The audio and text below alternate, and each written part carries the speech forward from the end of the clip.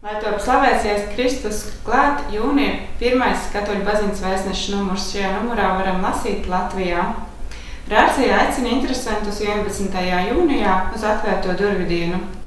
Zināma TZ Eiropas jauniešu tikšanās Rīgā provizoriskā programma.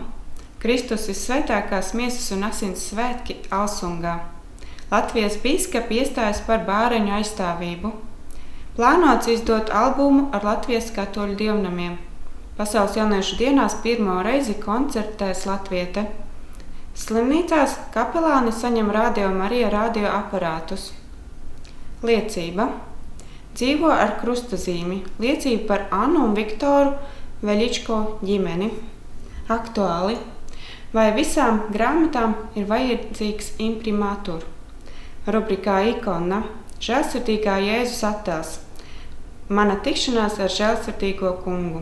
Lasītājs jautā par laulības nešķiramības tēmu bērniem. Triks ar domino kauliņiem.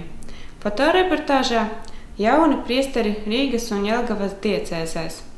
Pāvests runā, ejot pa svētuma ceļu. Pazemīga cilvēka lūgšana atver Dieva sirdi. Lūgšana pakārto mūsu vēlmi Dieva gribai. Baznīcas pasaulē. Hinduistu nacionāļu līderis palīdz katoļu mūķenēm. Libānā izveidots tirgus bēgļu bērnu atbalstam. Indiešu bīskaps iedod nieri hinduista glābšanai. Mūķenes iziet no cellēm, lai tiktos ar cietumniecēm. Sludinājumi. Rīgas augstākais reliģiju zinātņu institūts 2016. un 17. studiju gada uzņemšana, studiju virziens reliģija un teoloģija no 23. līdz 26. augustam. Piedāvā doties svētceļumā kājām no Rīgas Svētā Jēkaba katedrāles uz Svēto Pētera baziliku Vatikānā no 2017. gada pavasara. Latgales jaunieši aicina uz lūgšanu nakti Aglonā 24. jūnijā.